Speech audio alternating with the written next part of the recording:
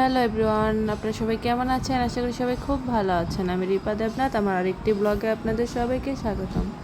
আজকের দিনটা আমার জন্য খুব স্পেশাল, কারণ আজকে আমার ছেলের প্রথম জন্মদিন।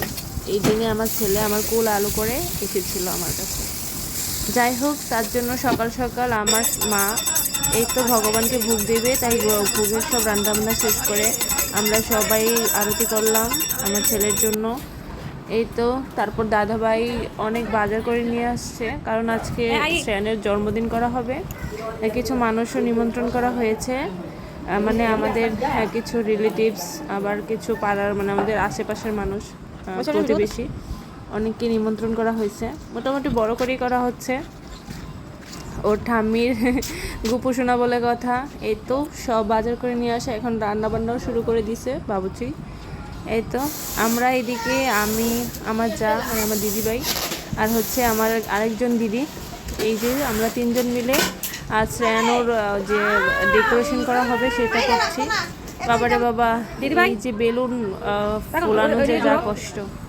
যাই হোক, এখন আমরা সবাই রেডি হয়ে যাচ্ছি। এই যে দিদিভাইকে আমি নিজে রেডি করে দিচ্ছি, সাজিয়েছি। দিদিভাইকে কেমন লাগছে আপনারা সবাই জানাবেন। এই যে আমিও রেডি হয়ে নিলাম, আমাকে কেমন লাগছে সেটাও জানাবেন অবশ্যই। এই যে আমাদের বাসায় গেস্ট আসা শুরু করে দিচ্ছে।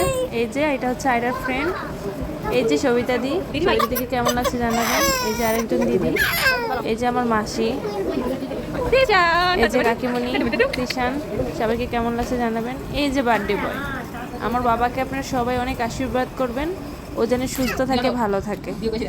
এই যে আমার শ্রেয়ানের বার্থডে কেক, কেকটা কেমন হয়েছে এটা আমি নিজে পছন্দ করেছি, করে অর্ডার করছিলাম।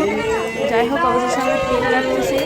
আমার ছেলের অবস্থা এত খারাপ ছিল, মানে ও এত মানুষ দেখে মানে একদম মানে ও অনেক ভয় পেয়ে গেছিল, অনেক কান্নাকাটি করতেছিল।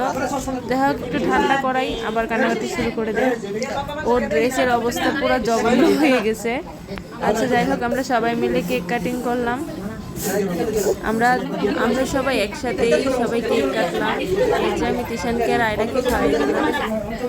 আমরা সবাই মানে মা, বাবু, কাকিমা, কাকু, সবাই, আমার বাবা, সবাই মিলে একসাথে মানে কেক কাটিং করলাম। তো অনেক মানুষ ছিল, খুব ভিড়াভিড়ি হয়ে গেছে।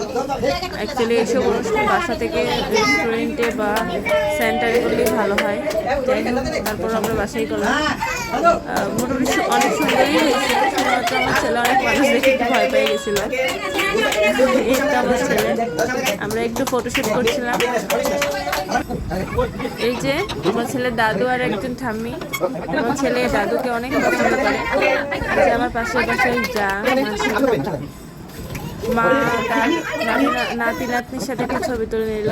এই যে দাদাভাই, দিদিভাই, তারা একটু সবাই ছবি তুলে নেওয়ার শেষ। ছবি তোলার পরে সবাই খাওয়া দাওয়া শুরু করে দিচ্ছে।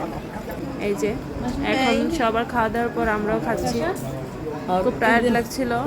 যাই হোক, সবাই অনেক মজা করে খেলাম। আমার ছেলের জন্য আপনারা সবাই অনেক আশীর্বাদ করবেন। ভিডিওটা ভালো লাগলে অবশ্যই লাইক কমেন্ট করবেন। টাটা।